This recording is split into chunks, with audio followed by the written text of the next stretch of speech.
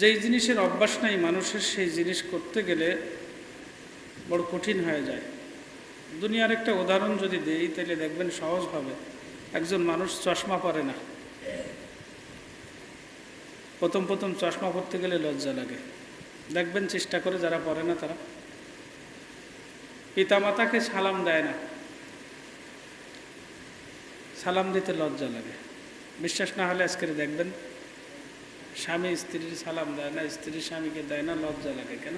অভ্যাস নেই। একজন মানুষ যখন দায়মান ভাবে সবসময় চশমা পরার অভ্যাস করে ফেলে, তখন তার আর লজ্জা থাকে না। ডাক্তারের কাছে গেছে, ডাক্তার বলছে কি যে চোখে সমস্যা, চশমা পরা লাগবে বাধ্যতামূলক 24 ঘন্টা। তখন কিন্তু আর লজ্জা থাকে না, অভ্যাস হয়ে যায়, অভ্যাসে পরিণত হয়ে যায়।